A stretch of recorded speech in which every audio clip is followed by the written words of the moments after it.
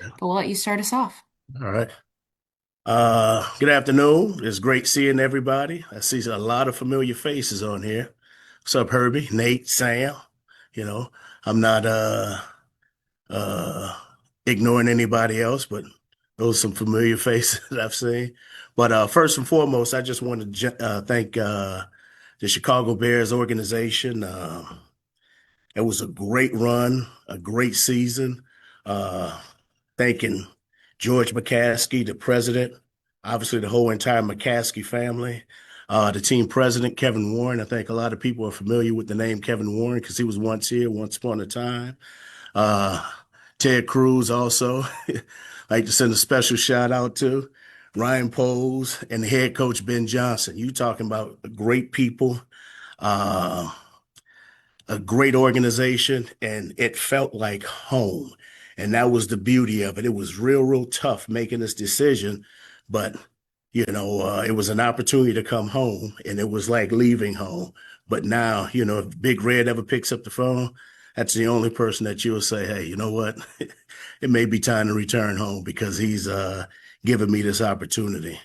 But more than anything, it was very, very tough after exactly what we just went through. But more than anything, I'm fired up about this opportunity. I'm looking forward to it, and it's time to get back in the saddle. With that said, I'm all ears. Let's hit it. Thank you, Coach. We'll start first with Sam McDowell. Go ahead, Sam. Hey Eric, how's it going? What's going on, Sam? How you doing? Good to see you. It's good seeing you as well. I'm just wondering, I got a couple things for you. I wonder, first of all, how much have you had a chance to maybe dig into what the Chiefs offense was last year? And if so, what were your impressions? You know what? I really haven't had an opportunity to dig in and really study it like I want to.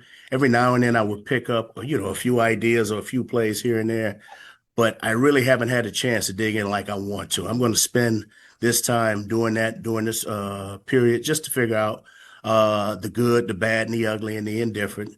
But I'm excited about the opportunity. Obviously, looking forward to getting back to work with some of these guys, and ideally just getting reacclimated with the staff. I don't want to just focus on the bad and the ugly on that, but I do wonder, and I think I know where the answer goes with this, but I'm still curious of your response of just your comfort level when you do see the bad and the ugly in your conversations with coaches about pointing out the flaws that you might see. Well, I mean, that's why we get paid. We're coaches, right? It's our job to come up with answers. So we got to make sure that we can give solutions to the answers and making sure that we resolve it.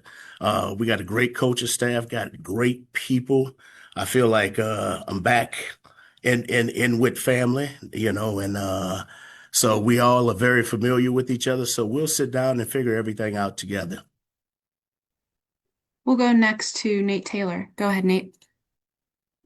Hello, Eric. Good to see you. I have two questions as well. Yes, sir. Um, my first is, I'm sure you heard Patrick's comments about wanting new ideas. From your perspective, in the past 3 years, how much do you think those experiences will help you get to maybe presenting new ideas, not only to Patrick, but Andy and the rest of the offensive staff? I think it's always good because I've had an opportunity to learn a few things and obviously open up my mind just to how to view things from a different point of view, and it's great. But on top of that, we got to make sure that we're getting down to what is best for us when it's all said and done with. So yes, anybody can present an idea. But more importantly, we need to make sure, first and foremost, that we're taking a look at anything that we need to continue to improve it upon or continue working with and making sure that we're getting all the answers first with that and then just figure out what do we need to go from there. But it's day one. We'll figure all that out at some point in time. But I will say this, I'm fired up and excited just to have this opportunity to be in the building and just having these discussions. And secondly, Eric, have you had a chance to talk to Patrick? Have you had a chance to talk to Travis? And just what is your, I guess, initial reactions of getting back and working with them, obviously for next season? You know what? I've had just a small minimum conversation with both, and they all have been great. But more than anything, it's just the excitement of just reuniting. It was just like when I came here, we came out here and we played them in the preseason. It was great seeing those guys. because I haven't seen them in years. And so it just feels good just to sit down and have conversations with guys. And to be honest, I have not talked any football or anything. It's just the excitement of just seeing each other, asking how they're doing, and making sure everything is good moving forward. But is the excitement high? Yes. Am I fired up? Yes. Do I respect the hell out of both those guys? Yes. So I'm looking forward to getting back in the grind and chopping wood with them. We'll hear from Herbie Teope next. Herbie? Coach, welcome back to Kansas City, man. How we doing, Herbie? What's Hey, happening? hey, I'm doing well, thanks. I got two questions here. It's sort of a follow-up to what Nate asked you about offering that creative voice to this offense, but Mhm. the opportunity to kind of spread your wings over the last few years as an offensive play caller in Washington and UCLA, how do you think that helped develop you to be more of a creative voice on the staff? You know what? I think it's helped me in a number of ways because when you're doing it on your own, you got to find creative ways to implement a system. On top of that, you learn a lot about yourself, on the good, the bad, and the ugly, because all ideas are not bad ideas. We just need to be receptive to them. And so just the dynamic of working with people, learning how to communicate and articulating your plan and getting them to buy in. I think all that helps. And I think any experience that you've had, whether it's good or bad, it's it's all something that we can learn from. And so with that said, I've learned a lot over the years. I've learned a lot about myself, and I'm just excited, you know, just to get started. And obviously today is day one, but I want to make sure day two, three, four, and five that we hit the ground running, with all this excitement and all this energy that's being created.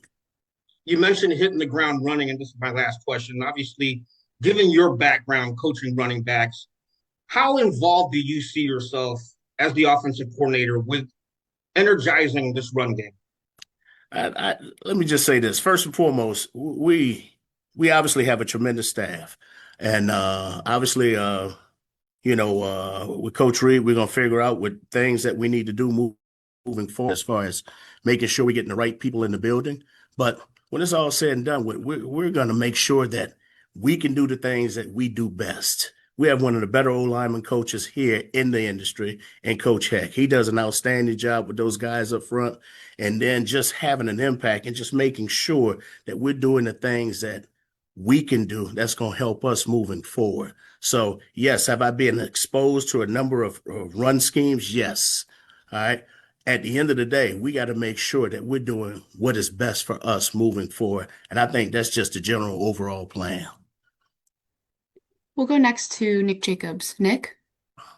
Yeah, and I'll have a follow-up, please. Eric, for you, whether it was Deshaun, Ron Rivera, Ben Johnson, or other coaches on staff, how did they help make you a better teacher to the players?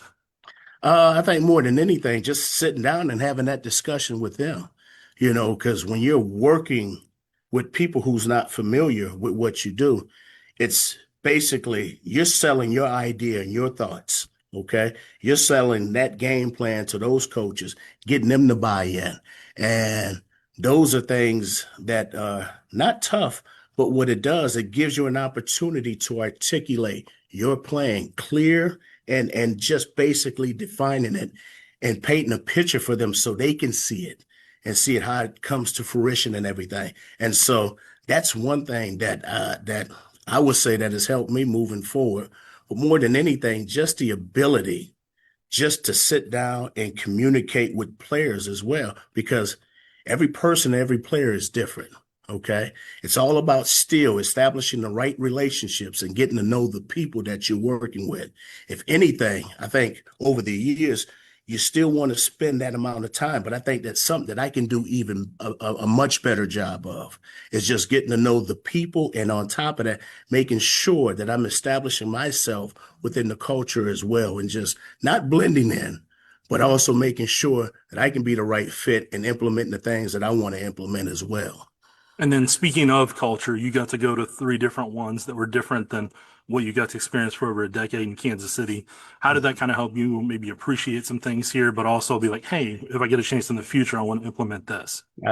Just what you said, I think it's exactly that because of the success, you always have a tendency of wanting to do it the way that you know it to be done. But on top of that, there's different ways to game plan everything. And I think more than anything, I just gained a diverse deal of wealth over the years from three good men who were head coaches that have an approach that, you know what, it's not bad. These are great ideas that I think that moving forward that, at some point in time can implement, as we move forward. I'm sorry. But it was a unique experience, a very unique experience. But on top of that, a very educating one as well. We have time for just a couple more. We'll go next to Vahe Gregorian. Vahe? Hey, Eric, welcome back. Yeah, how you doing? Good, good. A couple things related to what you've been speaking about. When you say that about learning about yourself, I realize it's hard to sum this all up, but what do you feel like these last couple of years have made you learn about yourself? And then, Kelsey, I'll just have one quick follow-up. More than anything, you develop patience. Uh, you develop a broad view on things. It forces you to go back and maybe look at things a little bit different, all right, and how you approach everything. Because just because it worked here doesn't necessarily mean it's going to work somewhere else. And so you just want to make sure that you're fitting in, all right, within the environment that you're working with. And one thing, anybody can call plays, but you got to make sure that you are doing what is best for those players, all right, in that particular time, because the talent level may not equate to what you may have worked with in the past. But this talent level can do some things that are different. And that's one thing that you learn. And it's a valuable lesson because it's something that will help you, but it's humbling as well. But it's very educating. And let me just say this. I lost my train of thought there. Excuse me. I got a lot of stuff on my mind. But I'm fired up about the opportunity of being here. But I'm sorry, my phone was buzzing. I It's apologize. not at all. Just the last part is simply, it's probably hard to describe this, but how much do you feel like you're the same person who left here versus how much you might feel like you're a bit different now? Well, I'll say this. There's some things about me that have changed, but more than anything, EB is EB. We will still be disciplined and detailed in everything and how we handle our business. There's a standard of performance, there's a standard of excellence that'll be expected. But on top of that, there's been a great deal of wealth that I've learned, through the good and through the bad. And the thing that I appreciate has just helped me to grow into this role and have this opportunity to be in this situation again. And thank you. We'll go quickly to Matt Derrick. Matt? Hey, Coach, it's good to see you again. Welcome How you back to doing, Kansas Matt? City. Yes, sir. Doing well. Hope you are as well. Uh, when you look back at your 5 years as an offensive coordinator here, what stands out to you? What are the memories, and what do you feel like were the hallmarks of those 5 years of really sustained success that you had? You know what? I think obviously there's a number of things that you can look back upon. Um, I mean, hell, you can look back at the first Super Bowl. Everybody always asks me the question, well, what was that deal about the Wasp play? What took place when we were mic'd up? People always ask me that question, and everybody wants to know, what type of guy Pat Mahomes is, or what makes Travis Kelce ticks. But here's the beauty of it. I think more than anything, it's just watching these guys grow over the years and just watching them become the men that they have become and watching their success from afar. That's what I'm proud of more than anything. Not the things that we've accomplished throughout that time, but the things that they have accomplished since then. Watching them grow as men, watching them become a family man. And I think more than anything, that's important because the relationships that you build, they'll outlast anything. And these young men, I'm just very proud of, and I'm just proud that I've had an opportunity to work with them. We'll go to our final question here with Pete Sweeney. Pete? Hey, Erica, congratulations. You mentioned that Big Red calls, when Big Red calls, you pick up. I just was wondering if you could describe how this came about from your perspective. I know that you finished very recently with Chicago, but just how it all happened. Well, be quite honest, it just happened. You know, we were playing in the playoffs, and unfortunately, we came up short. The next day, I get a phone call. Big Red is calling, and obviously, there was some tough conversations having with the head coach and with our players, but it was great having that opportunity to work in Chicago. Great having that opportunity to work with Coach Ben Johnson, who's a hell of a coach, who's going to have a great deal of success as well. And it was great having that opportunity to working with that organization. But having this opportunity to come back and be put in this chair with Coach Reed, that was just something that it's tough to pass upon. So with all that taking place, I'm excited. I'm fired up. It was one of them deals that happened fast, and I'm looking forward to it. I just drove in yesterday. I waited out the storm, so I'm here. Now I'm going off a few hours of sleep, but more than anything, I'm just excited and fired up about the opportunity. I feel like a kid in a candy store. I don't know if you guys can hear the nervous energy in my voice. I'm just excitement. Coach Bieniemy, we appreciate the time and we're glad you got here safely in the weather. We'll let you get back to it. All right. Thank you very much. Eric Bieniemy's words resounded across Chiefs Kingdom as he returned to the Kansas City Chiefs, casting a wave of hope that Travis Kelce would suit up for another season in red and gold. And the buzz was instant, the anticipation palpable, as rumors about Kelce's retirement had swirled all winter, leaving fans uncertain if they'd ever see their star tight end take the field again. But Bieniemy's first public remarks after officially rejoining the organization as offensive coordinator shifted. The energy completely, with his mention of excitement to reunite with veteran leaders going viral within hours, sparking a new optimism. And suddenly, a fan base that had braced itself for goodbye was clinging to the idea that Kelce's legendary career wasn't over just yet, the narrative changing with every retweet and every speculative post from fans hungry for good news. Bieniemy spoke briefly about his conversations with Patrick Mahomes and Travis Kelce, describing them as small but meaningful, focusing on the genuine thrill of returning to work with his longtime players. His words, "I'm looking forward to getting back in the grind and chopping wood with them," echoed through the city, fueling hopes that the Chiefs' veteran core might be intact for another run. And it's no secret that the relationship between Bieniemy and Kelce runs deep, stretching all the way back to Kelce's rookie season in 2013. Through countless practices, 5 straight 1,000-yard campaigns, and a Super Bowl or two, Bieniemy's demanding, passionate coaching helped shape Kelce into one of the most prolific tight ends in NFL history. And on the latest New Heights podcast, Kelce's own words reinforced excitement, as he told listeners he couldn't wait to get Bieniemy back in the building.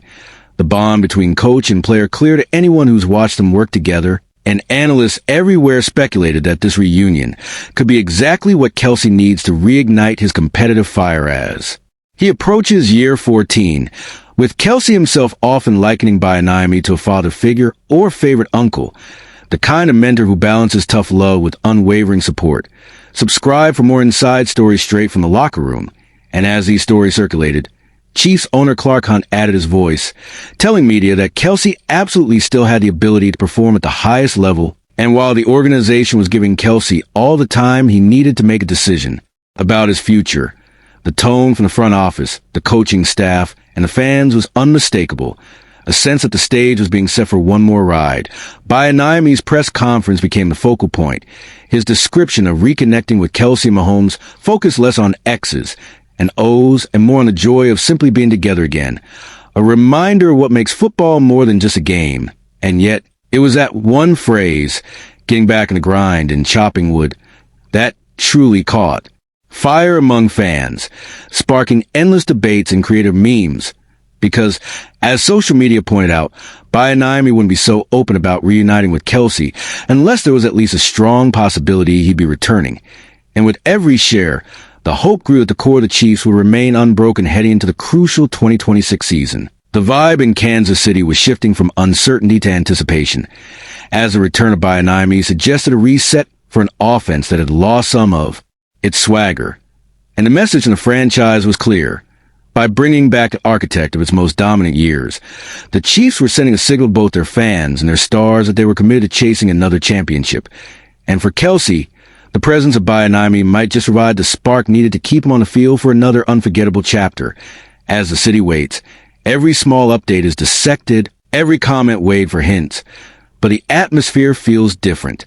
Now, more hopeful, more united, and above all, more determined to keep the band together for one last run. Don't forget to subscribe for the latest Chiefs updates as the drama unfolds.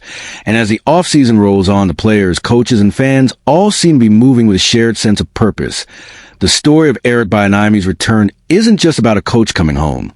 It's about the bond he shares with the team's biggest stars, the memories they've made, and the new ones they still hope to chase. And so the speculation will continue, the optimism will build, and the city will hold its breath, waiting for the day Travis Kelce finally announces his decision. But whatever happens, this moment, fueled by Bieniemy's words and the hope they reignited, will be remembered as a spark that kept the dream alive just a little bit longer.